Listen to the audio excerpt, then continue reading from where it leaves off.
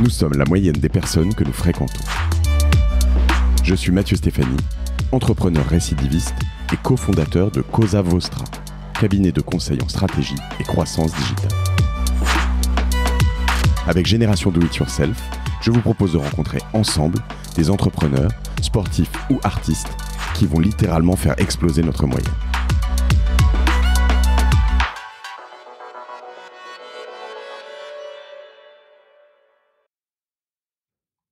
Alors, je suis ravi aujourd'hui parce que j'accueille sur ce dernier épisode d'Early Stage quelqu'un que je connais bien.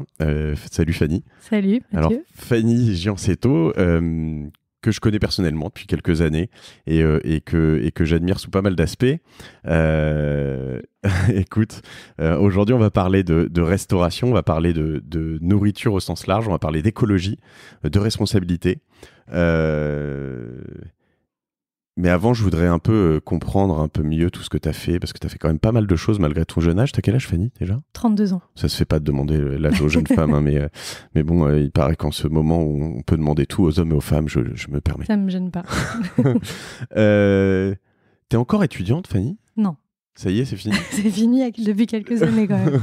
T'as eu du mal à suivre. Non, mais je le sais, mais parce qu'entre ta thèse, j'ai eu l'impression que tu avais toujours été étudiante et toujours été prof, tu vois, depuis que je te connais. Donc, depuis que tu me connais, je pense ouais. que j'ai toujours été prof. Étudiante, non. Alors, je vais te demander pour commencer de te présenter. Bah oui, donc je m'appelle Fanny Giancetto. En effet, j'ai 32 ans. J'ai fondé Ecotable, qui est un label et une communauté de restauration durable. Avant cela, en fait, j'ai fait une thèse, comme tu l'as dit, en droit international. Sur un sujet hyper facile à comprendre. Sur un sujet un peu technique qui est la dette souveraine, mais qui m'a donné pas mal de billes, en tout cas en économie. Et Attends, la dette souveraine. Alors, vas-y. Bah, la Grèce, Ouais. ou l'Argentine. Ouais. Mais je pense que ce qui parle le plus aux gens, c'est la Grèce. Et en 2010, la Grèce qui n'arrive plus à rembourser ses créanciers. C'est la crise des dettes souveraines dans toute la zone euro. Ouais. Et c'est qu'est-ce qu'on fait ? Donc, je suis un pays. Tous les ans, j'emprunte sur les marchés parce que je suis déficitaire. Donc, je ne récolte pas assez d'impôts pour payer mes fonctionnaires, mes nouvelles routes, tout ça. Et puis, à un moment, ma dette est trop grosse. Et puis, je dis à mes créanciers, sorry, mais en fait, je ne vais pas vous rembourser. C'est un peu le fond du sujet. Ouais, exactement. Après, la différence de la Grèce, c'est qu'elle a caché en fait les chiffres réels de sa dette pour pouvoir rentrer dans l'Union européenne. Et en fait, lors d'un changement de gouvernement, le nouveau gouvernement s'est rendu compte de la réalité et a dit ah bah merde, en fait, on va pas pouvoir rembourser tout le monde. Et notamment les créanciers privés, qui sont aujourd'hui très nombreux, puisque les États empruntent sur les marchés financiers, en fait. Un État est comme une personne privée. Si elle veut emprunter, une des premières choses qu'elle fait... BNP, Jean-Marc, ouais, c'est un peu est-ce que tu pourrais c'est quoi mon taux ? D'accord. Ils ont des process particuliers, mais ils émettent des obligations sur les marchés financiers. Okay. Et donc, ils ont des milliers, en fait, de créanciers qui sont aussi bien issus de leur pays que d'autres États. Et ce qui se passe, c'est que du coup, il faut restructurer la dette, il faut couper. Faut rallonger les délais, etc. Et mon travail, ça a été justement de réfléchir à ça, comment faire un processus organisé de restructuration de dette souveraine pour les États. Donc tu es docteur grâce à ça, quoi. Je suis docteur grâce à ça. J'aurais pu te présenter comme docteur Fanny Giancetto. Autant pour moi. Donc voilà, on va pas du tout parler de ça aujourd'hui. Non, pas du tout. Mais en revanche, donc tu as fait quand même tout ça pour faire un guide Michelin des tables ouais, alors je dirais pas que ça m'a pas servi à rien parce que j'ai pas dit ça. En fait, ce qui s'est passé, c'est qu'une fois que j'ai soutenu ma thèse, j'avais besoin de faire quelque chose de ultra concret. Donc ça a vraiment renforcé mon envie et mon besoin de créer autre chose de plus concret. Et puis j'étais engagée à titre personnel sur des enjeux écologiques. Ça m'a conduite, après ma thèse, à travailler sur des questions écologiques comme les contentieux climatiques, à rejoindre une association qui est un peu connue aujourd'hui, qui s'appelle Notre Affaire à tous, qui a fait l'affaire du siècle. Tu as dû suivre, c'est la pétition la plus signée en France, avec plus de 2 millions de signataires en l'espace de quelques jours. Donc j'ai fait ça, je les ai accompagnés avec l'affaire du siècle, je suis devenue porte-parole, etc. Puis je me suis dit, c'est bien le droit, ça sert à plein de choses, ça sert aussi à mettre l'État face à ses contradictions en matière de changement climatique. Mais qu'est-ce que je peux faire, moi, concrètement, pour aider cette transition écologique ? Et puis je me suis rendu compte que la restauration en fait avait peu fait sa transition écologique et que là il y avait vraiment quelque chose à faire. Et donc en effet je suis passée je le fais toujours, hein, je suis toujours chercheuse, je suis toujours maître de conférences, je travaille toujours sur les contentieux climatiques, mais à côté je me suis dit bah voilà, je vais monter une boîte et je vais essayer d'accompagner les restaurants dans leur transition écologique. D'accord, je travaille toujours sur les contentieux économique, c'est ce que tu viens de dire, c'est ça? Non, climatique. Climatique, d'accord, ok, ça va. On est quand même sur des univers plus, peut-être un peu plus proches. Oui, et puis ça m'a donné plein de billes ensuite pour monter ma société et faire du conseil, parce que c'est ce qu'on fait aussi, et d'avoir une expertise en conseil. D'accord. Et donc, toutes les histoires de dette, là, en revanche, c'est un peu du passé. C'est pas complètement du passé, parce que je continue parfois à faire quelques conférences, ce genre de choses, mais oui, c'est moins prégnant. D'accord. Alors, on va venir sur Écotable. On va quand même annoncer un truc, c'est que... alors, je crois que on a un petit peu précipité le lancement de quelque chose en échangeant aujourd'hui, parce que je t'expliquais que souvent sur les podcasts, quand tu passes sur un podcast, c'est le meilleur moyen de faire des abonnés sur un autre podcast. Et toi, tu avais ce projet de podcast en parallèle, le grill d'Écotable, c'est ça? Sur le grill d'Écotable. Sur le grill. Ouais, exactement. En fait, on s'est rendu compte qu'on se posait plein de questions, nous, chez Écotable, et que de manière générale, les gens devaient aussi se les poser si on se les posait, et que c'était intéressant d'avoir un podcast qui décrypte ces questions. Et donc, quand je parle de ces questions, c'est en fait des enjeux environnementaux et sociétaux de notre alimentation. Et donc, l'idée, c'est d'avoir un peu un format court, tu vois, 20-30 minutes, sur une question ultra précise, comme les circuits courts sont-ils vraiment vertueux, ou peut-on encore boire du robinet, à chaque fois avec un expert, et d'adresser cette question. Sachant que les formats longs, c'est vraiment relou. et non, surtout, avec Écotable, tu traites d'un sujet qui est quand même assez fondamental dans tout ce qui est, et très sérieux, hein, dans tout ce qui est écologie, c'est que au-delà de la restauration, la bouffe, c'est presque un endroit où on fait le plus de gâchis au monde. Enfin, c'est totalement n'importe quoi, on est d'accord? Oui, en fait, c'est une des raisons pour lesquelles, quand je me suis dit qu'est-ce que je peux faire de concret en matière écologique, je suis allée vers la restauration, c'est que je me suis rendu compte que la restauration, en fait, c'est un impact carbone énorme. C'est 1/3 des émissions de gaz à effet de serre, c'est plus que le transport aérien aujourd'hui. Et la restauration, en fait, a assez peu fait ce constat. Pardon, je coupe, hein, tu sais, c'est traditionnel, mais après, c'est logique, parce que la nourriture et la restauration, c'est quelque chose qu'on utilise, entre guillemets, tous les jours. T'as pas le choix que de te nourrir. Le transport aérien, c'est quand même... Je suis pas du tout là pour défendre Air France, hein, ou Airbus, mais je dis juste que peut-être qu'il y a une certaine logique dans tout ça. C'est que c'est une sorte de nécessité première. Donc, sachant qu'on n'a plus de jardin chacun au bout de son appartement, il faut bien qu'il y ait toute une logistique qui pollue et qui... Complètement, mais je pense que les gens en ont un peu moins conscience que sur le transport aérien, tu vois. Le transport aérien, tout de suite, tu le vois, tu l'imagines, la pollution que peut créer un avion. Quand tu manges ta tomate, tu t'imagines pas qu'elle a un impact carbone potentiellement assez élevé, parce qu'on a utilisé des engrais, parce qu'on a utilisé des serres chauffées, parce qu'on a utilisé des pesticides derrière, qui a fait la transporter, etc. Le sens de ma remarque était de dire, en effet, que, évidemment, on peut faire mieux, mais c'est plus que tu peux abandonner, entre guillemets, ou te dire je vais voler un peu moins, mais en revanche manger moins de tomates, tu iras manger du maïs, quoi, mais tu peux pas moins manger. Ouais, voilà, c'est ça. Tu dois manger. Oui, complètement, c'est un besoin vital, et c'est aussi pour ça que ça pose des questions sociales de manière générale. Figure-toi, je suis en train de réaliser que j'ai déjà tourné le prochain épisode de Génération Do It Yourself, et que je reçois petit teaser pour ceux qui nous écoutent. C'est bien loin de mais on est toujours dans la bouffe, potentiellement dans est-ce qu'on est dans le vegan? Je ne sais pas. Je crois végétarien en tout cas. Et je reçois le fondateur de Feed. Voilà. Ouh là là. Et c'est hyper intéressant. Un super épisode. Vraiment un super épisode qui arrive dimanche. J'aurais bien aimé être là pour le contredire un petit peu et débattre. On pourra faire ça. Mais je pense qu'il y a potentiellement dans son approche, il peut y avoir des solutions à la bouffe et à des tas de problèmes que ça génère. Mais revenons sur Écotable. Alors, est-ce que je peux me permettre d'expliquer ce que je comprends d'Écotable pour que tu me dises si j'ai tort ou raison? Bah parfait, comme ça je verrai si c'est compréhensible. Si c'est compréhensible. Ou si je suis débile. Ce qui est toujours une autre option.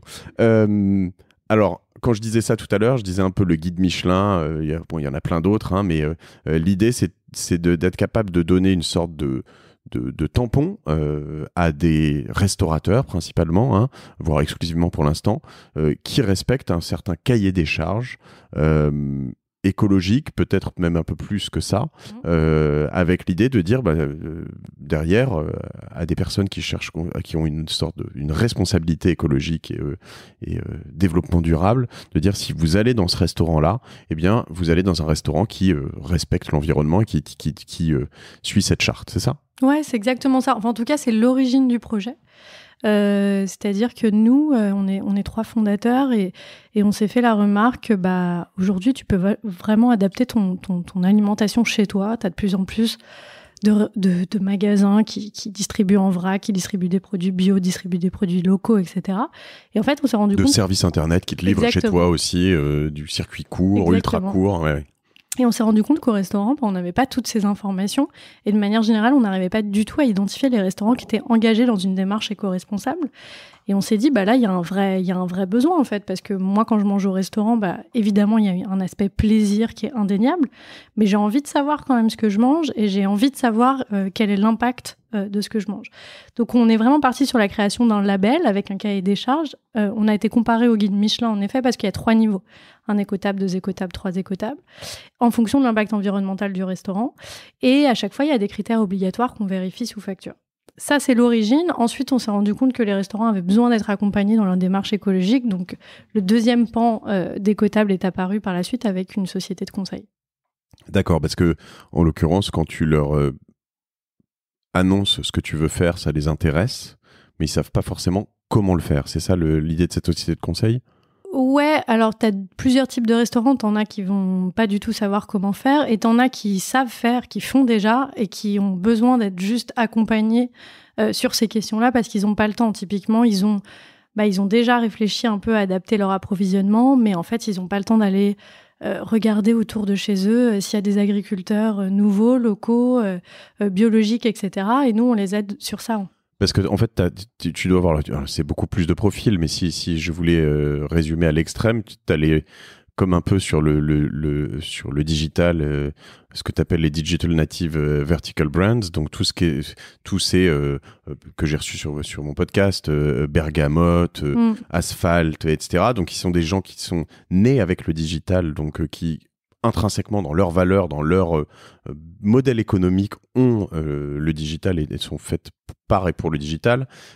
Si je dois comparer, et puis tu as les autres qui s'adaptent au digital. J'imagine que chez toi c'est pareil, c'est-à-dire que tu as certains de tes restaurateurs, de tes partenaires, de tes clients qui nativement ont commencé il y a 2 ans, 3 ans, 5 ans, je sais pas, 10 ans peut-être, en se disant on va être hyper responsable, on va faire bosser les restaurateurs les producteurs du coin, on va commander en circuit court, etc. Et puis tu as les potentiellement d'autres qui peuvent être plus gros, plus petits et qui se disent, qui se rendent compte de la responsabilité qu'ils ont et qui se disent on va changer, c'est ça ? Exactement, t'as vraiment les 2 profils, t'en as qui se rendent compte et pour des raisons d'ailleurs économiques, qui se disent mais en fait si on fait pas ça maintenant, on va être trop largué et on se rend compte que les consommateurs ont envie de savoir aujourd'hui et ont envie quand même de manger dans des restaurants plus vertueux, rien que pour la santé en fait, parce qu'il y a eu tellement de scandales alimentaires que t'as pas envie de manger de la viande qui vient de je sais pas où, selon je sais pas quel élevage. Du bœuf de Kobe quoi.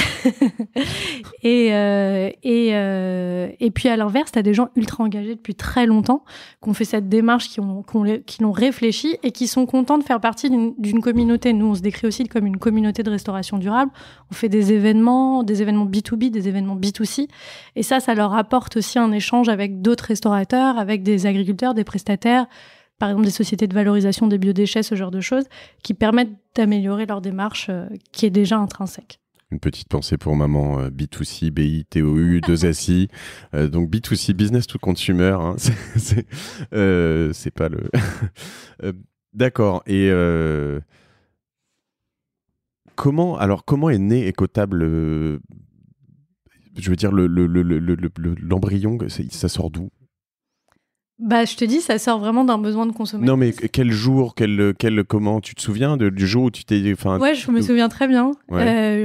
Je revenais de voyage avec mon mari, en l'occurrence, en Amérique latine. Simon, qu'on embrasse. Simon, tout à fait. On rentre à Paris Et puis, c'est un voyage qui m'avait quand même fait beaucoup réfléchir. Et on va manger tous les deux dans un resto à Paris. On va bruncher, plus précisément. Et là, je regarde mon assiette et je suis un peu scandalisée, quoi. Je suis là, mais comment on peut en servir encore ça aujourd'hui ? Et en sortant du resto, je me dis, mais c'est hallucinant. C'est-à-dire, c'était des légumes pas de saison, Non, t'avais le choix entre deux assiettes, soit que du poisson, mais qui était du poisson d'élevage dégueulasse, soit que de la viande. T'avais aucune information, t'avais aucun légume, t'avais rien. Et on s'est dit, en parlant avec Simon, je me dis, mais en fait, il faut essayer de créer quelque chose pour accompagner ces restaurateurs dans la transition écologique. Enfin, ça peut pas ne pas se faire aujourd'hui. Donc, c'est comme ça que c'est né. Après, on s'est dit, j'ai réfléchi, j'ai contacté d'abord mon amie d'enfance Camille, qui est devenue mon associée. Je savais qu'elle bossait dans une grosse boîte de conseil. Elle en avait un peu marre et elle me dit, moi, je te suis si tu fais quelque chose là-dessus. Et en plus, elle avait un profil ingénieur, donc c'était parfait. Et on s'est mis à lister les impacts environnementaux de la restauration et à créer un cahier des charges comme ça. Et puis après, à rencontrer les restaurateurs, etc., quoi. Et tu faisais quoi, toi, à ce moment-là ? À ce moment-là, je revenais de voyage, donc j'avais, disons, du temps pour... Mais c'était des vacances ou tu bossais où ? Tu faisais quoi ? Tu bossais dans quoi ? Je bossais dans quoi ? Je bossais à l'université. En fait, j'étais en échange. Quand je suis partie en voyage, il y a eu une partie voyage, donc j'étais en vacances. Et il y a une partie boulot à l'université de Buenos Aires où j'ai travaillé sur la dette souveraine. D'accord. Et donc, je reviens. Il y avait toutes les questions. Je continuais à bosser à l'université en parallèle. Mais j'avais plus de temps et je voulais faire autre chose, surtout. Et donc là, je me suis consacrée à ce projet pendant quelques mois. D'accord. T'avais un chemin tout tracé ailleurs, j'imagine, quand même ou... En tout cas, plus facile. J'avais passé le barreau. J'étais docteur en droit. C'est pas facile d'être recruté à l'université, mais il y avait le chemin universitaire et potentiellement le chemin d'avocate. Et c'est quoi du coup ce chemin tout tracé pour un docteur en droit qui passe le barreau ? C'est une grosse firme américaine de je vois ta grimace là, mais non, mais ça dépend En fait, quand t'as fait une thèse, normalement, ta vocation principale, c'est pas d'être avocate, c'est plutôt d'être professeur. Et donc, c'est d'être recruté, c'est de passer ce qu'on appelle la qualification pour être maître de conférence, d'être recruté derrière en tant que maître de conférence, éventuellement de passer l'agrégation pour être professeur, et en parallèle d'être avocat. Mais c'est pas ton premier objectif d'être avocat, parce que t'as pas besoin d'une thèse pour être avocat. Oui, mais j'imagine que la thèse, elle appuie certaines choses, soit des conférences, soit peut-être des litiges que tu peux gérer, justement, ou comment tu peux avoir de l'impact entre la Grèce, la communauté européenne, les États-Unis, j'en sais rien, le FMI. Ouais, ça t'aide à monter plus vite dans un cabinet et à viser des cabinets plus gros, ça c'est sûr. D'accord. Et toi, c'était pas ton trip ? Non, pas vraiment. Enfin, je l'ai tenté. Hein. J'ai été dans un cabinet. Puis au bout de quelques mois, ça m'a saoulée, en fait. D'accord. Donc, pour dire les choses crûment. Non, j'avais envie de faire quelque chose par moi-même, déjà. J'avais pas envie d'être... en fait, j'avais pas tellement envie d'être avocate. Et j'ai envie de continuer à enseigner parce que c'est très différent, l'enseignement, et que ça laisse du temps. Mais j'ai pas suivi, disons, en effet, le profil type après un doctorat en droit. Et qu'est-ce qui a fait que vous avez, du coup, une fois que vous avez fait ce cahier des charges, c'est quoi le trigger, ce petit moment où vous avez décidé, OK, on appuie sur le bouton et on lance Écotable ? Ça a été un contexte, en fait. C'est-à-dire qu'à ce moment-là, le C40, qui est l'organisation qui réunit aujourd'hui à peu près d'une centaine de villes qui luttent contre le réchauffement climatique, qui a été créée par Bloomberg à New York. Anne Hidalgo, maire de Paris, avait la présidence du C40 et lance pour la première fois un projet qui s'appelle Women for Climate, où elle appelait la candidature de 10 femmes parisiennes qui avaient des projets entrepreneuriaux sur le réchauffement climatique à postuler. Et donc c'était exactement au même moment. Je dis allons-y, on verra bien ce qui se passe. L'alignement des planètes. Exactement, et je suis prise. Et accompagnée du coup pendant 1 an sur le projet. Ça veut dire quoi, prise ou c'est lauréate ? Comment ça se passe ? Tu postules et Tu postules, t'es sélectionné et ensuite t'es mentoré pendant 1 an pour soit lancer ton projet s'il n'est pas lancé, soit le développer davantage s'il est déjà lancé. Donc moi, il n'était pas lancé. Je suis du coup mentorée par Alexandre Appalt, qui est la numéro 3 de L'Oréal, qui est... Super. je sais pas exactement quel est son poste, mais je crois qu'elle est directrice RSE. Petit profil sympathique. et directrice de la Fondation L'Oréal. Et donc, on l'embrasse aussi. Alors. C'était super parce que moi, j'avais pas du tout cet aspect business. Enfin, j'ai pas fait d'école de commerce. Un business plan, c'était extrêmement conceptuel pour moi. Oui. Donc, heureusement, il y avait mon associé Camille. Autant la dette d'un État, ça va, mais la dette d'une petite TPE, c'est plus compliqué, quoi. Bah, complètement. Heureusement, Camille à côté de moi. Tu allais voir Jean-Marc à la BNP, tu lui as demandé un petit. Alors, écoute, Jean-Marc, j'ai un business plan. C'est 48 milliards. Non. Bah, clairement, au début, je me suis un peu dit je me suis demandé ce que j'allais faire. Et puis, bon, Camille, qui a fait l'école des mines à Paris, et en plus, je crois, le master entrepreneuriat était clairement d'une grande aide là-dessus. Et on a pu le confronter à ce que nous disait Alexandra sur cette question. D'accord. Donc, c'était parfait comme profil parce que ultra différent du mien. Et ça a donné tout de suite de la visibilité au projet, ce qui a été très intéressant parce que au début, lancer un label quand t'as pas de restaurant, c'est compliqué. Oui, c'est ça. T'as juste un sticker à mettre sur la vitre, mais il y a pas de vitre pour la mettre. C'est voilà, ça. En fait, je sais pas si c'est comme ça que ça marche, mais tu as aussi ce petit truc que mettent tous les guides, etc. D'accord.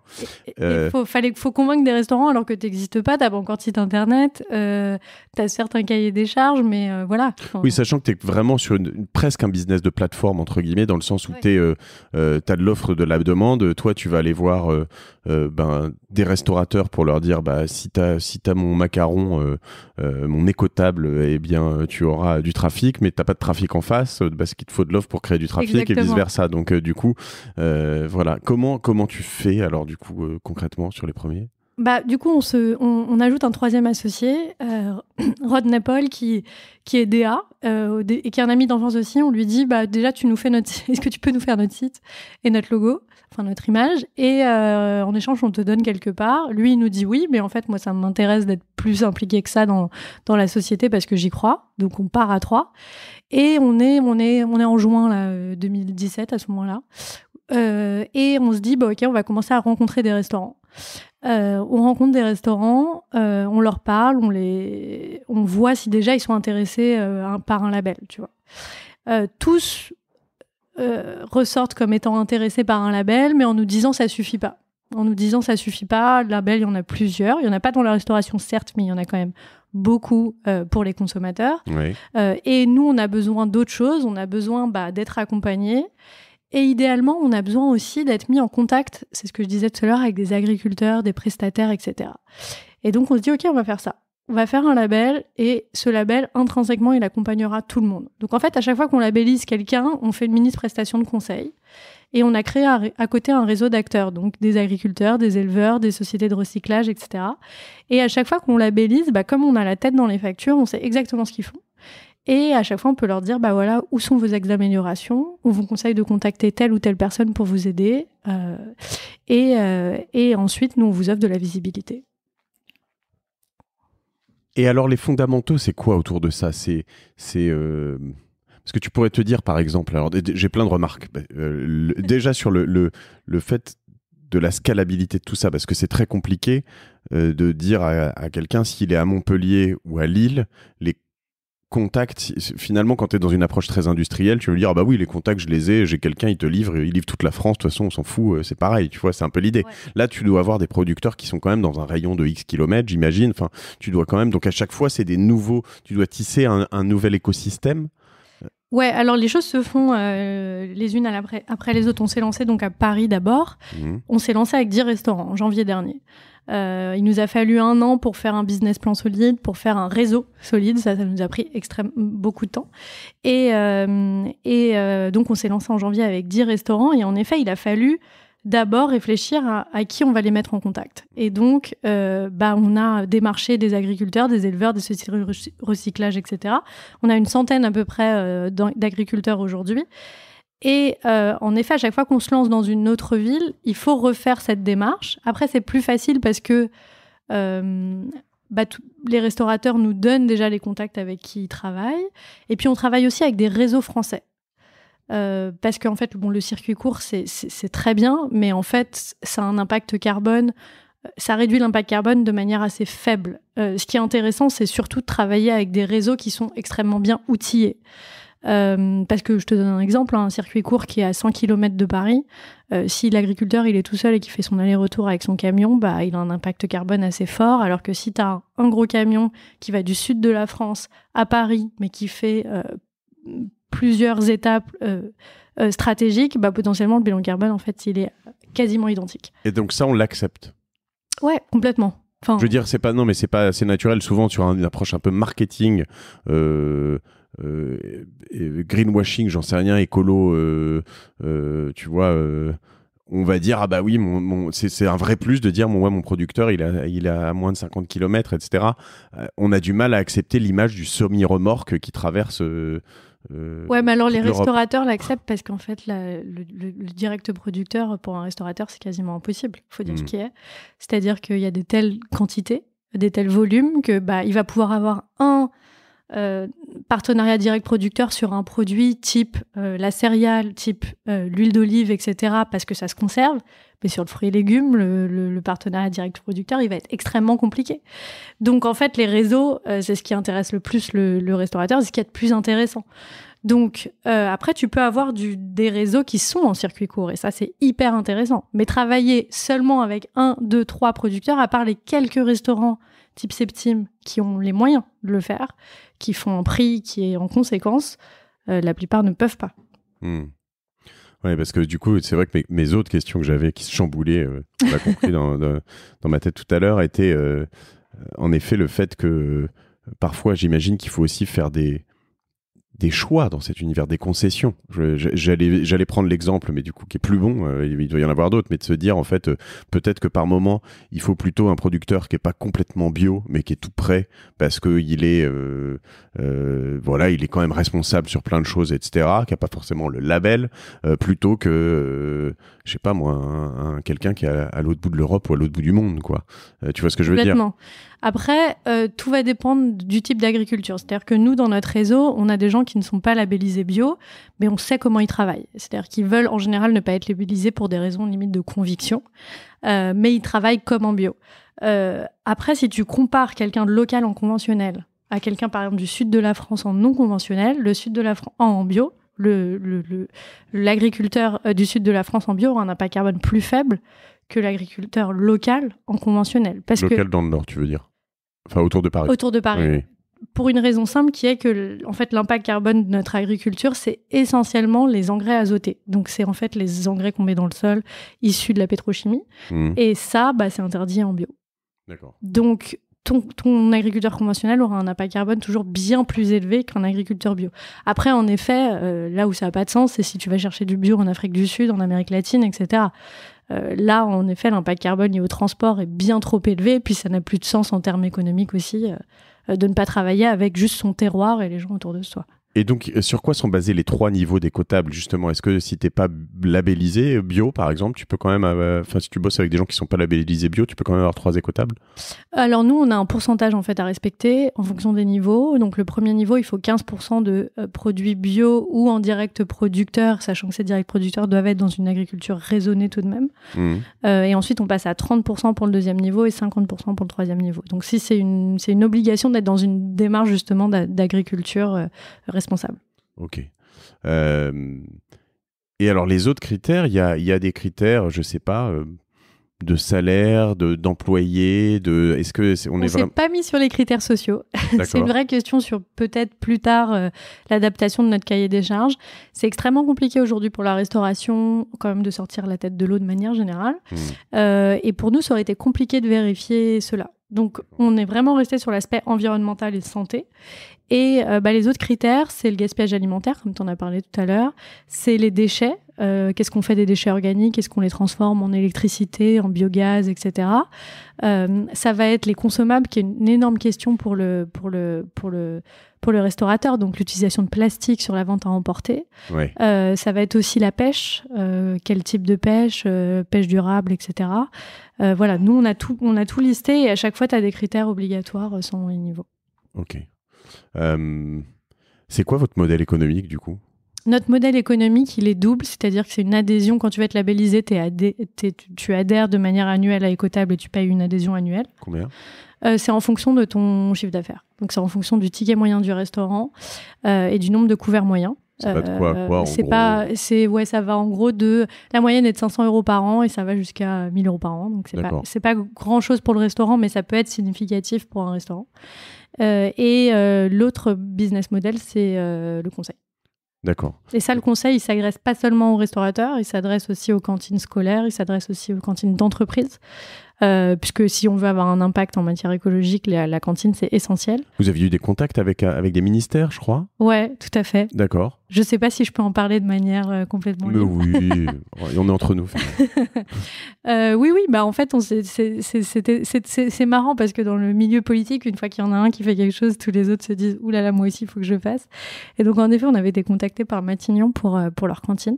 D'accord. Il y avait quelqu'un de super à Matignon qui voulait vraiment faire labelliser la cantine et améliorer la qualité et environnementale et sanitaire de la cantine.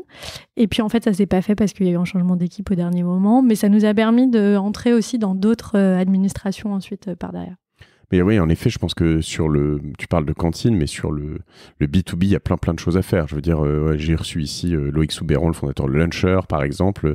Je suis sûr qu'il y aurait des mises en avant à faire de certains restaurants ou de certaines, pour être certain qu'on puisse avoir des démarches plus responsables en entreprise aussi. Et je pense que ce serait intéressant. Complètement. Je pense qu'il faut travailler et avec les gros groupes type Sodexo, etc. Et aussi, je prends l'exemple de L'Oréal. L'Oréal est quand même une entreprise qui essaye de s'engager sur ces questions-là. Sur leur cantine, ils ont encore du mal aujourd'hui à passer le cap. C'est typiquement la société que l'on accompagne pour avoir une cantine plus vertueuse. Et pour rester sur le modèle économique, vous avez combien de clients à peu près de restaurants aujourd'hui ? Donc on s'est lancé en janvier 2019 donc avec 10 restaurants. Aujourd'hui, on a une soixantaine et notre objectif, c'est d'en avoir une centaine d'ici la fin de l'année. D'accord. Donc 100, ça ferait moyenne entre 50 et 100 000 euros de chiffre d'affaires pour la première année. Et l'idée après, sur juste cette partie-là, hors conseil, et l'idée après, c'est quoi ? C'est d'en avoir 1000 ou... Ouais, alors bon, on est en réflexion avec des partenariats importants en termes de référencement de restaurants. McDonald's. Oups, j'avais pas le droit de le dire. Non, tu ferais McDonald's ou pas ? Si. Est-ce que c'est possible ? Est-ce que théoriquement, c'est possible ? Théoriquement, toute personne qui remplit le cahier des charges peut être labellisée. Nous, c'est peut-être une critique qu'on peut nous faire, mais on n'étudie pas le goût. Après, on est persuadé que aller dans un de nos restaurants, c'est toujours bon. Parce que quand tu as cette démarche... Nous, c'est le goût. C'était quick. J'ai vu. Quand tu as cette démarche de manière aussi approfondie, en fait, tu fais de la bonne cuisine. Et d'ailleurs, c'est pour ça qu'on se place vraiment comme un contre-guide gastronomique. Et un de nos concurrents, c'est aussi les guides gastronomiques. C'est de dire, vous n'avez pas réussi. Vous vous penchez pas tellement sur cette question. Vous référencez pas les restaurants qui sont engagés. Nous, on pense que le consommateur de demain, il va s'intéresser à cette question et quand il va choisir un restaurant, il va regarder ça. Sachant qu'un restaurant très, très, très haut de gamme, est-ce qu'il n'est pas obligatoire, en tout cas dans la culture collective, dans l'imaginaire, qui balance tout, plein de trucs, qui jette plein de choses parce que je garde que le cœur de la... non, mais je garde que le méga cœur de la laitue, puis tout le reste, je le jette. Le petit bout du poisson qui est bon, c'est celui-là, le reste, j'en veux pas. Enfin, tu vois, il n'y a pas un peu ce côté, finalement, pour l'excellence, je suis obligé de jeter tout ce qui est pas bon. En fait, complètement. Il y a et le fait que le restaurant 3 étoiles, en tout cas dans l'imaginaire, en effet, va avoir une quantité de déchets astronomiques. Et en même temps que comme il a un niveau de prix assez élevé, il va pouvoir travailler en direct producteur avec les meilleurs produits français. Donc il y a un peu ce dilemme dans l'imaginaire des gens. D'un côté, il est forcément responsable. Il est étoilé, il fait hyper attention à ses produits. Mais en fait, en termes de déchets, c'est énorme. Pourquoi tu me disais ça? Je sais pas, parce que j'ai passé de McDonald's aux 3 étoiles, mais alors pour McDonald's, pour le McDonald's, en l'occurrence, un de nos premiers critères du niveau 1, c'est du fait maison. Donc une chaîne de fast-food ne pourrait pas rentrer aujourd'hui dans Écotable. Alors qu'est-ce qu'ils font maison dans McDonald's? J'en ai aucune idée en fait. Ils utilisent énormément de produits industriels, donc ça ne rentrerait pas et la plupart des produits sont congelés. Il faudrait une énorme transformation du McDonald's pour rentrer dans le label Écotable. Clairement. Après, nous, on peut, là où par contre on peut accompagner Écotable dans cette transformation. Non, McDonald's, d'accord. Écoutez, on peut les accompagner. Après, sincèrement, c'est pas. Je crois pas que ce serait stratégiquement intéressant non plus pour McDonald's d'être labelliser sur une plateforme, je sais pas, mais c'est pas... Non, il serait intéressant, je pense que... c'est quand même un des critères historiques de McDonald's de dire que quand ils arrivent dans une région, ils font bosser, ils créent 80, 100, une centaine d'emplois, ils font bosser les producteurs du coin sur la salade, le bœuf, je ne sais quoi. C'est quand même une sorte de... Donc est-ce que tu pourrais le pousser à l'extrême en te disant, dans une sorte de prise de conscience incroyable, on va devenir écotable de 3 niveaux, non En fait, ce qui serait intéressant déjà, c'est pour nous, en tout cas, de vérifier ce qu'ils disent. C'est que je pense qu'il y a aussi pas mal de personnes qui se disent que McDonald's fait du greenwashing. Moi, j'en sais rien à l'heure actuelle. Quand ils font en effet une certaine publicité en disant on utilise des produits locaux, on fait travailler les agriculteurs français, etc. Ce serait intéressant qu'ils nous ouvrent leur facture, voir si c'est vrai. Et dans ce cas-là, ils pourraient en effet communiquer dessus. Et puis en effet, de les accompagner après, d'être labellisés pour que les consommateurs choisissent des restaurants engagés, j'y crois pas trop. En effet. Et donc du coup, l'autre partie de votre modèle, c'est donc le conseil. Ouais. Là, tu factures jour homme traditionnel. Classique. J'estime ça va vous coûter quoi, 2 000 €, 3 000 €, et puis. Ouais. Ce qu'on fait beaucoup, c'est des ouvertures de restaurants. Ouais. C'est-à-dire que t'as de plus en plus quand même de restaurateurs. Je disais au début, la restauration a peu fait sa transition écologique. En pourcentage, c'est clair, mais tu te rends compte que les nouveaux restaurateurs sont vraiment beaucoup plus sensibilisés et se posent cette question. Et donc souvent, ont envie d'avoir cette volonté sans vraiment savoir comment s'y prendre. Donc nous, on accompagne vraiment à l'ouverture du restaurant et voire aussi, on accompagne sur les appels d'offres. Il y a des restaurateurs qui veulent des lieux particuliers sur la plage, un rooftop à Paris, etc., qui ont besoin de remplir un cahier des charges parce que la mairie pose des critères environnementaux et nous, du coup, on accompagne dans cet appel d'offres. Et ça peut pas être conflicté à un moment? C'est-à-dire, je t'accompagne, et puis si je t'accompagne, t'as 3 étoiles, quoi. La sale question. Sûr qu'on les accompagne dans le but... Enfin, leur objectif, c'est d'être labellisé derrière, on va pas se mentir. Après... Ils peuvent être accompagnés par d'autres. Ils peuvent complètement être accompagnés par d'autres, et en toute hypothèse, la labellisation ne se fait pas par les mêmes personnes qui conseillent. Sachant que quand même, contrairement, je tape pas du tout, je compare, hein, le guide Michelin étant une référence, mais contrairement au guide Michelin où il y a un aspect totalement, même s'il y a un cahier des charges et des choses à respecter, très subjectif sur plein de choses, le goût notamment, vous, il y a très peu de subjectivité dans ce que tu fais en fait. C'est que tu parlais de factures, de choses comme ça, c'est très objectif, non? C'est extrêmement objectif. La seule subjectivité qu'on va avoir, c'est que comme on se place un peu comme un contre-guide gastronomique, à chaque fois qu'un restaurant est labellisé, on fait venir photographe professionnel et journaliste gastronomique sur place. Et le but, c'est de donner envie aux gens d'aller manger dans ces restaurants. Donc là, tu vas avoir la subjectivité du journaliste gastronomique qui va te décrire le plat et le goût du plat. C'est la seule subjectivité qui existe. D'accord. Je réfléchis juste parce que tu pourrais quand même, en étant très objectif, dire que tu as 3 écotables. Mais en fait, avoir une bouffe dégueulasse, quoi. Sincèrement, techniquement, c'est possible. Mais sincèrement, moi, j'y crois pas. Enfin, c'est un cas d'école. Ce serait un cas d'école et la question se poserait de ce qu'on ferait. C'est un cas d'école parce que, encore une fois, quand tu respectes ces critères, c'est que tu es vraiment ultra impliqué dans ton métier. Tu peux te dire que c'est pas ton rôle. Je veux dire, tu peux dire que toi, ton rôle, c'est d'avoir un certain nombre de critères qui sont d'autres, et puis tu laisses à Michelin, la fourchette ou je sais pas qui, dire est-ce que tu as un bon service, est-ce que les gens sont sympas, est-ce que les horaires sont bien, est-ce que c'est bon, est-ce que c'est dans les temps, est-ce que voilà. Oui, ça on est convaincu que c'est pas notre rôle. Et c'est une des raisons vraiment pour lesquelles on fait pas, c'est qu'en plus on n'a pas la compétence, on n'est pas du tout des critiques culinaires. Mais en plus vraiment on est persuadé que on ne référence aucun restaurant mauvais. Après là où et moi je trouve que en tout cas c'est ce que je défends, c'est qu'on référence des restaurants ultra différents. Donc on va référencer de la cantine par exemple, de la cantine où tu vas manger le midi, et on va aller jusqu'au restaurant gastronomique, restaurant étoilé, bistronomique, etc. Et donc tu as une ultra large palette en fonction de ce que tu cherches. Mais c'est ça, mais je l'imagine que l'idée c'est plus de se dire, sans être en concurrence justement avec un Michelin, c'est de te dire j'ai 3 écotables et 3 étoiles, quoi. Et là t'es on the top of the world, quoi. Ouais, ce qui est intéressant d'ailleurs, c'est que le Michelin nous a tout de suite contacté quand on s'est lancé en nous disant c'est intéressant ce que vous faites, on va regarder. Nous, c'est vrai que on n'étudie pas cette question et on se rend compte qu'il faut l'étudier. On ne sait pas trop comment le faire parce que les guides gastronomiques sont très peu rentables de manière générale, donc ils ont du mal à savoir comment faire évoluer leur modèle économique et aussi comment du coup analyser cette question environnementale qui demande quand même un audit du restaurant, quoi. Sauf si... Ça se trouve, ils mettront en avant sur leur guide le nombre d'écotables, c'est possible. Hein. Pourquoi pas. Peut-être qu'un jour, tu auras je te le souhaite pas, mais un chef qui déprimera parce qu'il aura perdu une écotable. Mais comme tu dis, comme c'est objectif, il n'y a pas de raison qu'il le perde sans le savoir. Sans le savoir. C'est que ce sera volontaire de sa part d'avoir choisi de changer de... C'est qu'il a perdu le contrôle de son restaurant, ce qui peut arriver. Hein. Ouais. C'est-à-dire que ils travaillent tellement les restaurateurs qui déchargent beaucoup, qui délèguent beaucoup et qui se rendent pas compte. Et c'est en ça que l'analyse des factures, c'est souvent intéressant. Hein. Parce qu'on revient vers eux en disant « Mais attendez, là, vos oignons, ils viennent d'Égypte. Qu'est-ce qui s'est passé ?» Et ils disent « Ah bon ? Je savais pas. » Juste, en fait, ils sont perdus. Enfin, c'est plus eux qui font c'est plus eux qui font les commandes, en fait. Ouais. Donc, ils ont perdu le contrôle sur certaines questions.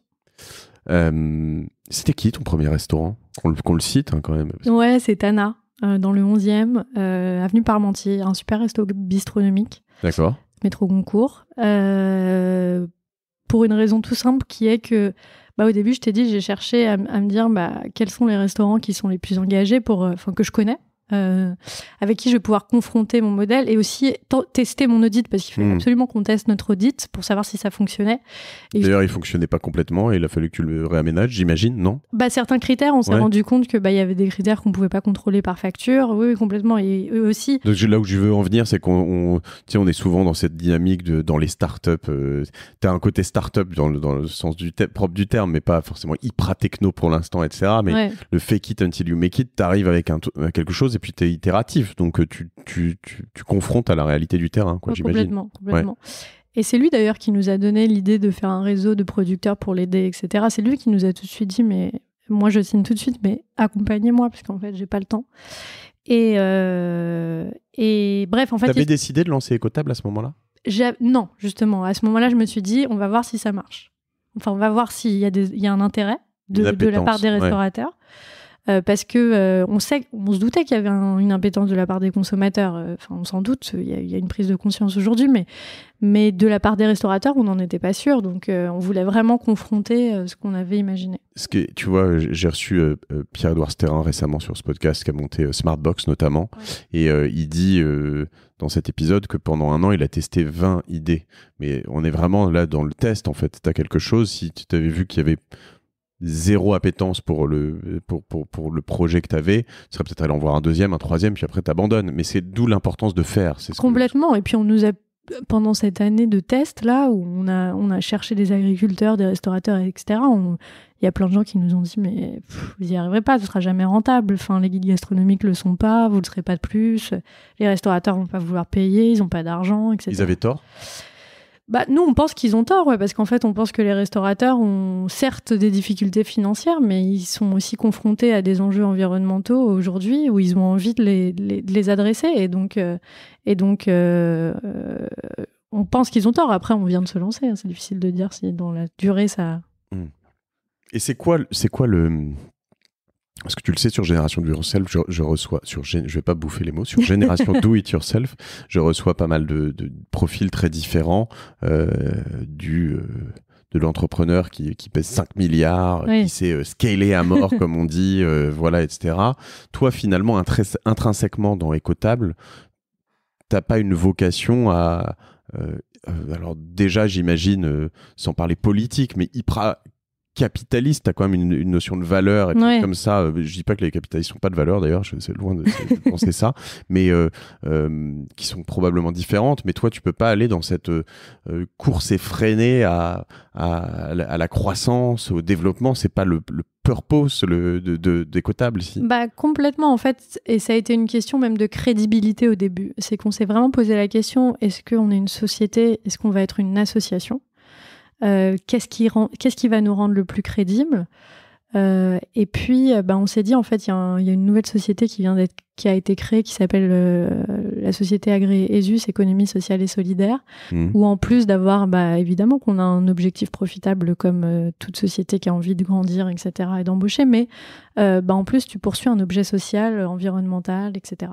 Donc nous on s'est inscrit tout de suite là-dedans. Ça s'appelle C'est ESUS. ESUS. Un agrément ESUS, ça te permet d'avoir des subventions en fait de manière générale. C'est ESN, il me semblait. ESS, c'est économie sociale et solidaire. Ouais, et l'agrément ESUS permet de te qualifier d'économie sociale et solidaire.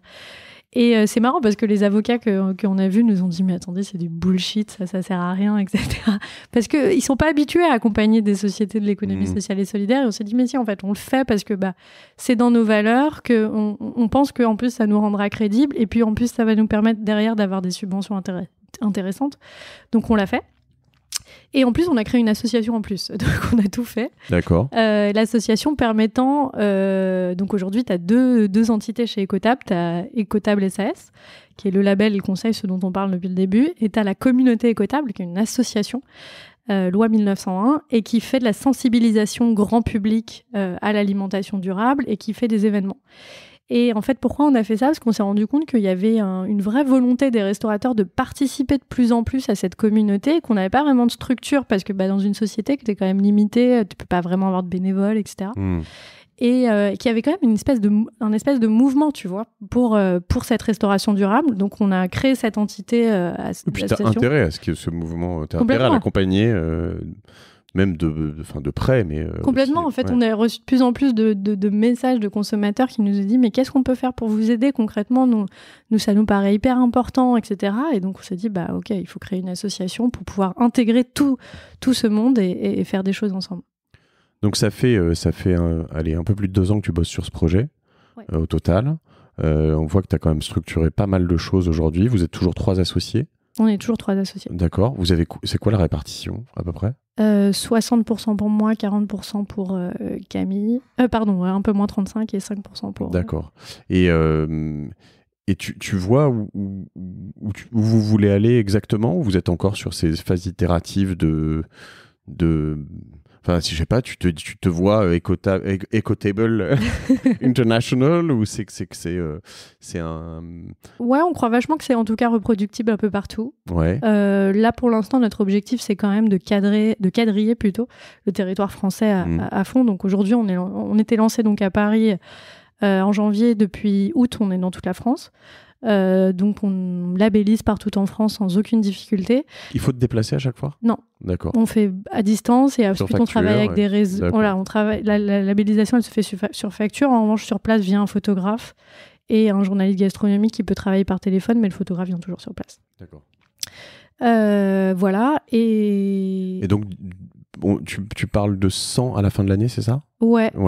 Et l'année 2, c'est 500 ou l'idée, c'est vraiment d'avoir une sorte de ce qu'appellent les investisseurs hockey stick, la courbe. Complètement.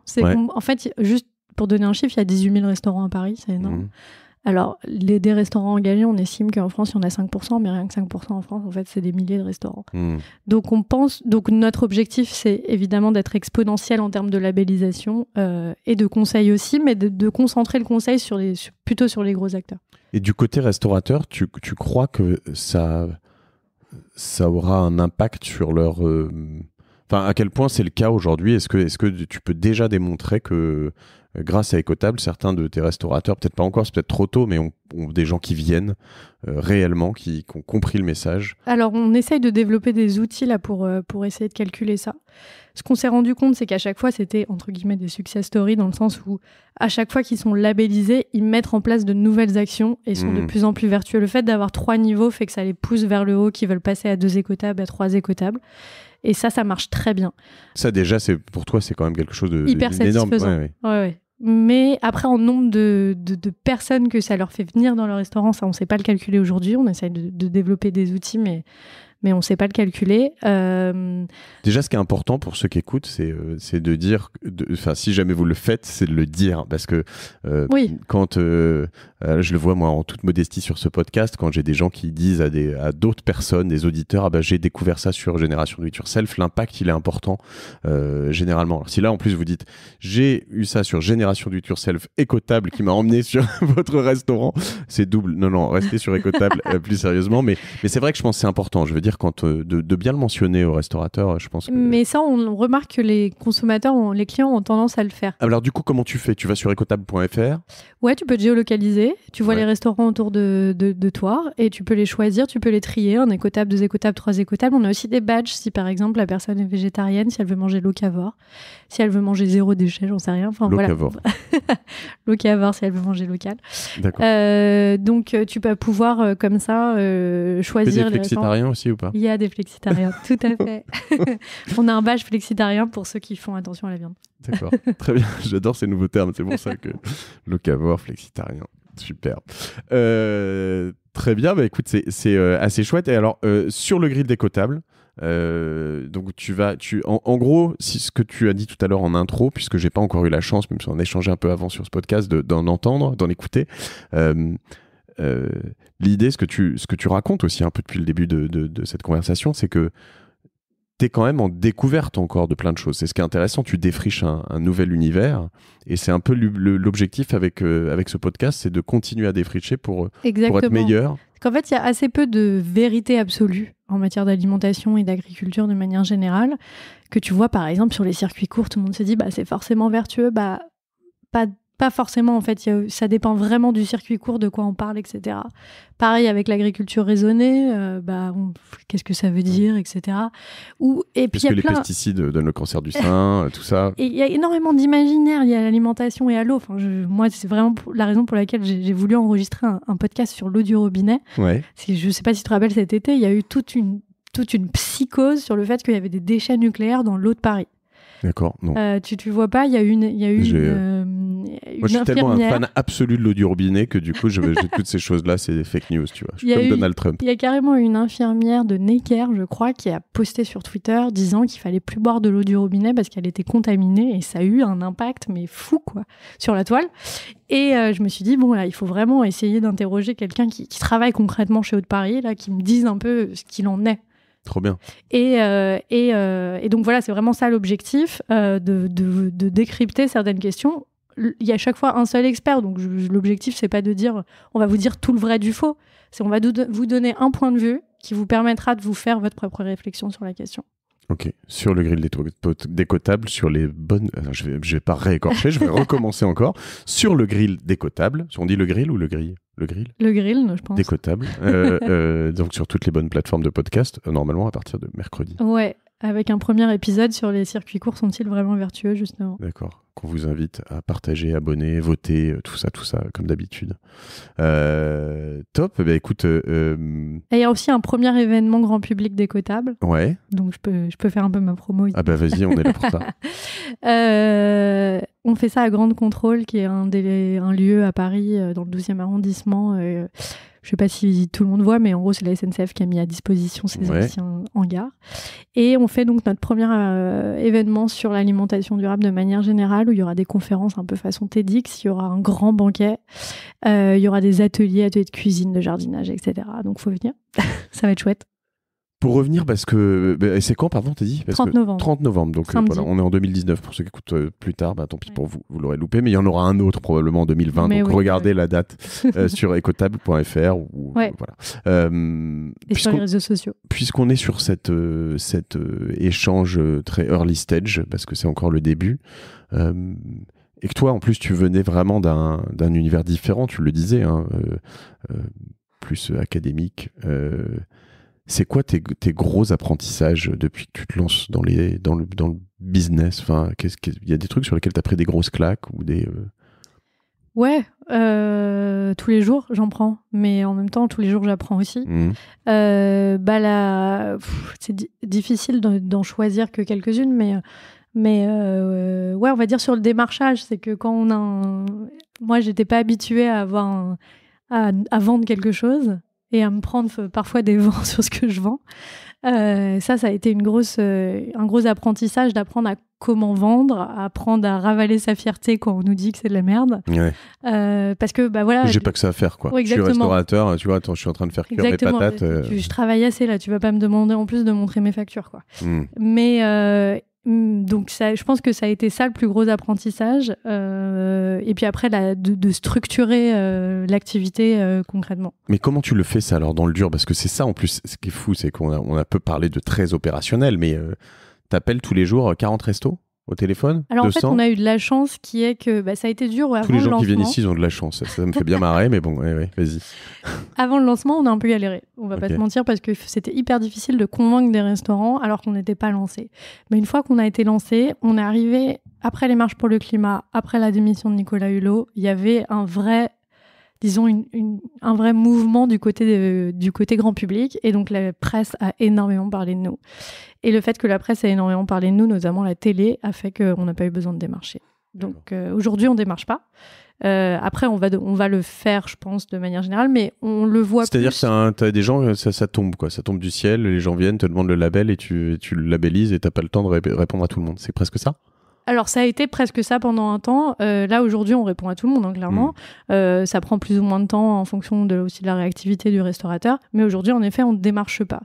Là où on va être tenté de démarcher, c'est aussi pour avoir des figures de la restauration. Ce qu'on n'a aujourd'hui pas assez, parce que les labellisés sont pas notre cible actuelle. Mais nous, ça nous intéresserait d'avoir justement des restaurateurs qui sont connus, qui sont engagés, qui sont influenceurs et de les labelliser. D'accord, ouais, évidemment, parce que ils peuvent tirer vers le haut, notamment aussi pour prouver certaines choses par rapport au goût et par rapport à tout ce qu'on disait, parce que tu peux faire pas que du bien, mais et aussi du bon. C'est ce qu'on veut prouver le 30 novembre aussi. C'est en faisant ce banquet, il y aura 6 chefs différents qui sont des chefs issus de types de restauration très différentes, avec à la fois de la restauration gastronomique, à la fois de la restauration plus quotidienne, etc. Et on veut prouver aux gens, mais en fait, parce qu'il y a quand même un imaginaire, j'ai l'impression, de se dire qu'un restaurant bio, c'est un peu dégueu. Enfin, tu vois ce que je veux dire? Et d'ailleurs, c'est marrant parce que quand on en a parlé, quand on a contacté les journalistes au moment du lancement, il y a un journaliste gastronomique ultra connu qui nous dit « Mais attendez, la restauration durable, c'est pas terrible, c'est toujours la même chose, on bouffe des céréales avec des légumes et tout. » Du quinoa avec des graines de chia, c'est ça? Ouais, c'est un peu l'image. Donc, il nous a vraiment demandé notre liste de restaurants avant de parler de nous, puis après, il nous a dit « Ah ok, en fait, c'est pas mal. » Et nous, notre objectif, c'est justement de démontrer le contraire. C'est qu'en fait, la restauration aujourd'hui ne peut être que durable et que c'est en plus ultra bon. Oui, parce que tu as une sorte de... Mais finalement, tu en es responsable, puisque tu l'as dit tout à l'heure, on a des verticales ou des choses comme ça. Je dis tu en es responsable, c'est évidemment amical, mais en fait, on associe assez vite cette mouvance écologique à justement végétarienne, végane, etc. Ouais. Ce qui n'est pas du tout forcément le cas. Enfin, tu peux manger responsable et manger de la viande et du poisson, quoi. Complètement. Ouais. Alors nous, on a des restaurants de viande qui sont labellisés. On a par exemple Bien Élevé, Bien Ficelé à Paris. Donc on veut permettre à ceux qui mangent de la viande d'en mieux manger. Après, c'est sûr qu'il faut manger moins de viande. Et dans notre grand banquet le 30 novembre, il ne va pas y avoir une énorme côte de bœuf sur la table, qu'on se le dise. Un méchoui. mais justement, c'est de montrer que manger autrement, c'est aussi bon en revanche, parce qu'on va réfléchir sur les textures qu'on retrouvait avec la viande. On va mettre la viande en moins grande quantité, mais il va y avoir un goût. Là, tu parles d'un combat personnel. Je veux dire, ouais. le fait il faut manger moins de viande, est-ce que c'est quelque chose qui a un reflet dans Écotable? Est-ce que tu vas dire à tes restaurateurs, il faut proposer moins de viande, il faut moins de viande en proportion, ou c'est pas ta responsabilité? Ça dépend pourquoi ils vont venir nous voir. S'ils vont venir nous voir pour des questions de conseil, je veux diminuer mon empreinte carbone, la question de la viande, elle sera forcément essentielle parce que c'est ce qui a le plus fort empreinte carbone. S'ils veulent être labellisés, nous, sur la viande, ce qu'on va regarder, c'est essentiellement le type de viande qu'ils proposent et en effet, la quantité de plats de viande qu'il y a par rapport aux plats végétariens. Mais on va vraiment regarder quel est le type d'élevage et quel est le type de viande proposée en leur disant, voilà, dans la viande que vous proposez, sachez qu'il y a quand même des espèces qui ont un impact carbone bien plus faible que la viande que vous proposez. Je reviens rapidement sur tes apprentissages ou tes grosses plaques ou tout ça. Je me disais d'ailleurs je te coupe, pardon, mais... Je t'en prie.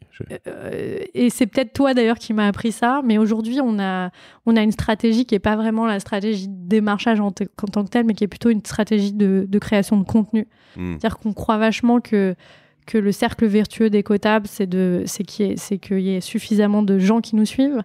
qu'on fasse des contenus suffisamment qualitatifs pour qu'il y ait de plus en plus de restaurateurs qui nous suivent, qui soient labellisés, etc. Donc c'est la raison pour laquelle on lance le podcast. C'est la raison pour laquelle on va lancer aussi une newsletter, un blog, etc. On croit vachement à ça. Oui, parce que quand tu auras a priori le grand public qui sera très sensibilisé à ça, et que quand tu sors dîner ou même quand tu vas déjeuner avec tes collègues et tu te dis attends, moi je déjeune que écotable parce qu'en fait j'ai cette prise de conscience, etc. Il y a un moment où si ça représente même 2% de la population, il y aura un afflux massif dans un certain nombre de restaurants et je sais pas, là on est dans le 17e, est-ce que j'ai un restaurant écotable autour de moi ? Alors le 17e fait partie un peu de ce vide parisien avec le 16e. Aucun jugement de valeur. Tu n'as pas de restaurant autour de toi dans le 17e malheureusement, mais on y travaille justement. Là, c'est là où on veut démarcher en fait, c'est dans les endroits où il n'y en a pas. D'accord. Les trous dans la raquette. Très bien, mais oui, en effet, peut-être qu'il y en a plein, mais qui ne savent pas que tu existes. Exactement. En l'occurrence, voilà. Ce qu'il faut, c'est inverser cette tendance, j'imagine, et je ne peux que plus soyer ton approche du contenu et du contenu intelligent pour promouvoir tout ça. Où est-ce qu'on te suit, Fanny ? On t'écrit sur Fanny Giancetto à je sais pas quoi, on va sur LinkedIn, On peut m'écrire sur fanny@ecotable.fr, tout à fait. On peut me suivre avec sur LinkedIn. Avec un Y à la fin, pardon. Oui. On peut me suivre sur LinkedIn et m'écrire sur LinkedIn. Voilà. Écotable sur... Écotable, évidemment, le site internet. On peut nous contacter via l'adresse contact sans aucun problème. On répond de manière très réactive. Ok. Alors moi j'ai une dernière question, ou j'en ai d'autres d'ailleurs, ça va probablement engendrer d'autres questions. T'es dit 1 heure, on y arrive, donc tu peux pas me cacher que t'es enceinte, Fanny. Tu attends donc un bel événement qui est ton premier enfant. C'est quoi en 2020 ou 2019-2020, mais d'entreprendre en tant que femme, enceinte de pas mal de mois, comment on voit l'avenir, comment on se dit je vais vivre tout ça très très bien, je vais réussir à mener tout de front, etc., sachant que tu es un mari entrepreneur aussi. Ouais. Est-ce que tu peux m'expliquer un peu tout ça ? Déjà, il y a une chose que je voudrais dire, c'est-à-dire que le côté femme dans le milieu entrepreneurial, moi, c'est quelque chose qui a plutôt été une aide plutôt qu'un frein. Parce que je suis arrivée au moment où on avait plutôt envie de valoriser les femmes entrepreneurs. Donc ça a été, je pense que ça m'a fait gagner en visibilité. Donc ça, c'est une chose. Tant mieux. Tant mieux. Ce qui n'est pas le cas du côté universitaire, en revanche, où là, clairement, on n'y est pas. Mais sur l'aspect vraiment arriver à tout faire, en fait, on en parlait avant le podcast, mais c'est qu'il y a un moment où je me suis posé la question, et notamment avec mon mari qui est aussi entrepreneur, j'arrêtais pas un peu de repousser le moment où on se disait qu'on allait faire un enfant, puis au bout d'un moment, je me suis dit, en fait, il y aura jamais de bon moment. Il y aura jamais de bon moment, donc, et aussi être engagée un peu dans l'aspect féministe, c'est de dire, je vais pouvoir y arriver, en fait. Donc, je dis pas que c'est simple, c'est pas simple, mais il n'y a pas de raison de ne pas y arriver. Non. Il y en a plein qui l'ont fait avant toi. Exactement. Il y en a plein qui le feront après. Et puis moi, j'ai eu de la chance, en tout cas, que ma grossesse m'a donné pas mal d'énergie et de ne pas vivre une grossesse difficile, en tout cas pour le moment. Donc moi, j'avais plus peur, en fait, du regard des gens sur moi. De me dire, non, elle est plus... c'est qu'elle travaille plus. Si elle est enceinte, elle va plus travailler après. Pour l'instant, c'est pas le cas. Et puis, j'ai pas l'intention de pas le faire. Donc... et après, je tiens à dire aussi que je suis extrêmement aidée par mon mari. Donc, c'est-à-dire que on s'est tous les deux dit, on est tous les deux entrepreneurs. Et après l'accouchement, on va prendre en compte cela.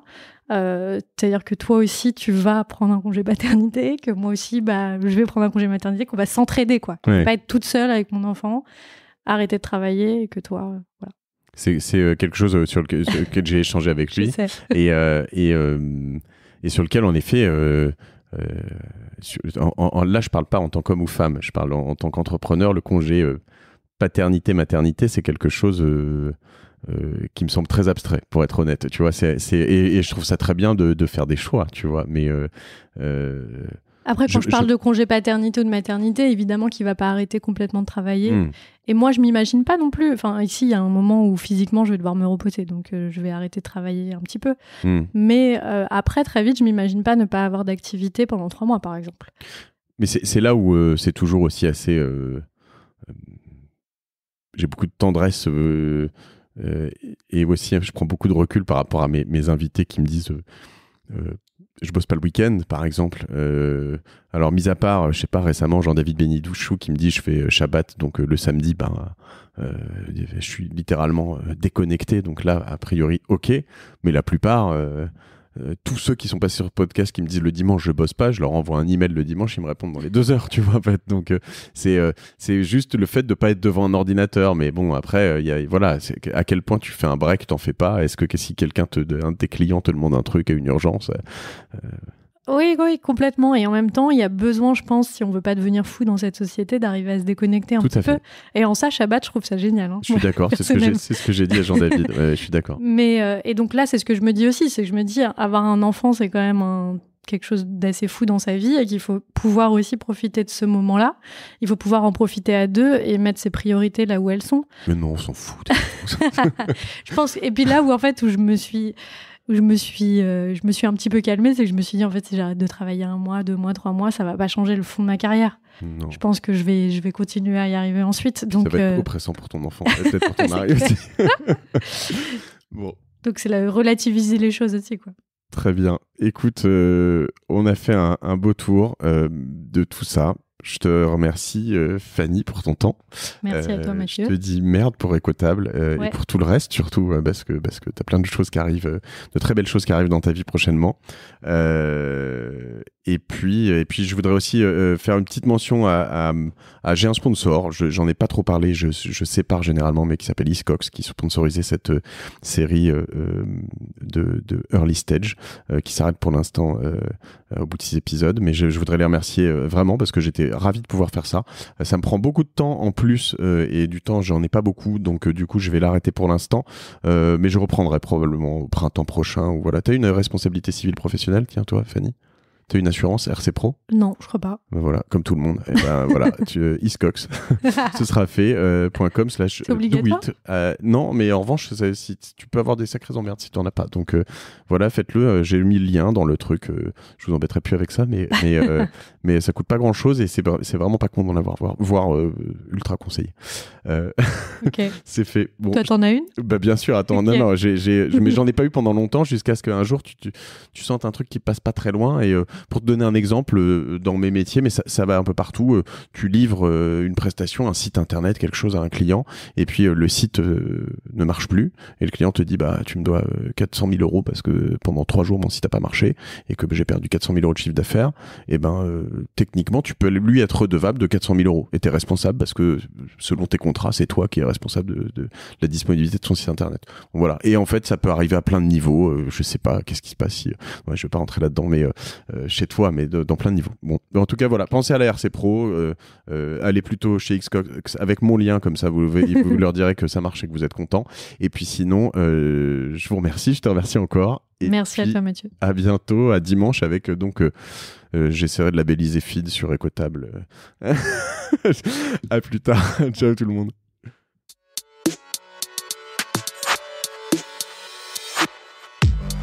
Bravo, vous avez écouté cet épisode de Génération Do It Yourself jusqu'au bout. Merci de le partager à 2 personnes autour de vous, d'inscrire de force vos amis au podcast sur leur smartphone et de mettre une note 5 étoiles avec un gentil commentaire. Ça m'aide énormément pour ressortir dans les classements. Aussi, si vous me laissez votre email sur gdiy.fr, je vous enverrai l'épisode de la semaine ainsi que 2-3 bons plans. Pour finir, n'oubliez pas que si vous avez des besoins en accompagnement digital, toute l'équipe de Cosa Vostra va vous bichonner comme il se doit si vous nous écrivez sur contact@cosavostra.com. Je suis Mathieu Stéphanie et je vous embrasse.